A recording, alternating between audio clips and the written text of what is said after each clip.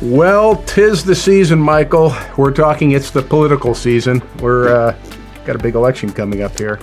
We do.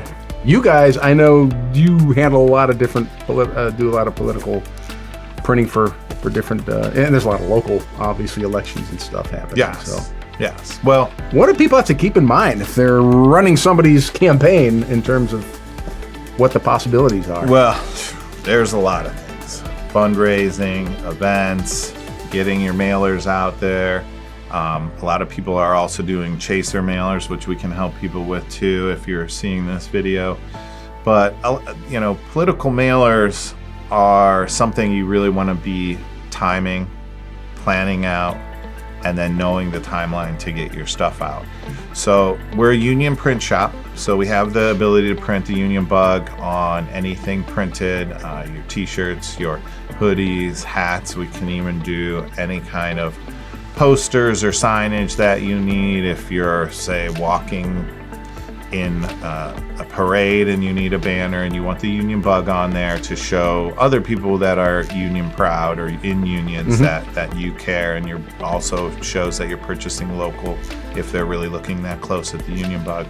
But with the mailers, it's very important that you get them out there, you get them to the constituents so that they know who to vote for and what to vote for and why they're voting for you. So that is a timeline in itself. Depending on how many postcards we're doing, 2-3 days for print, another 2 or 3 days for the mailing until we get it to the post office. The problem is with the post office, they technically, if it's standard mail, have 14 days before they legally, once they receive it, they legally have to have it. 14 days? I didn't know that. 14 days. I don't like to tell people that.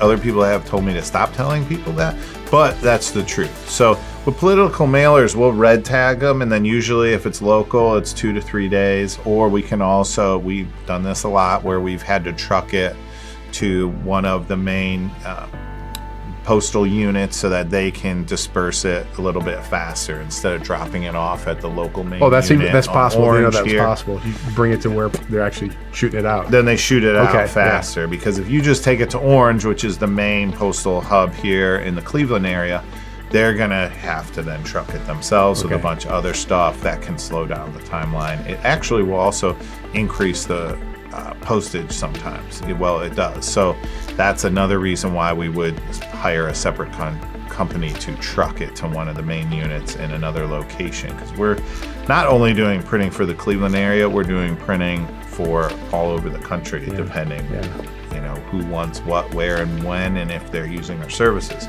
So I just say that postal workers, it's not like when it's a big political season, they're hiring a whole bunch of new workers. Yeah, it's not like help out. Right, yeah. So, not like UPS or something. So, and they're also government workers, political workers. No offense if you're one of them out there listening to this video. Different hours, but they do have different hours, and they work at a different pace than I would say the private sector does.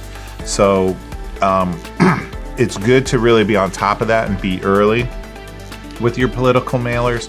We can also help you with tracking on those to keep your mind at ease, so you know when it hits certain post offices and when it's going to hit its final destination, how many of them were delivered, how many of them are out floating about, because that can happen at times as well.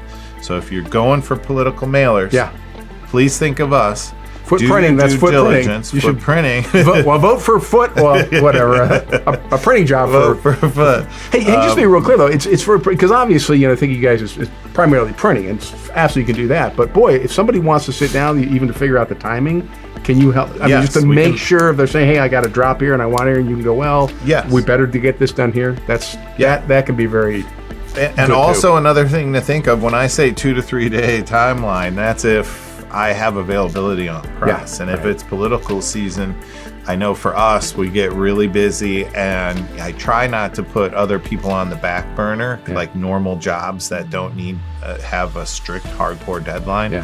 But I can't do that a lot of times. So we might be busier. Our mailing department might be busier. The post office is going to be busier. So giving yourself a little bit of lead time to make sure those things get in the people's hands the post office and then the people's hands faster is a great idea. And if you need help with that timeline, please call for printing.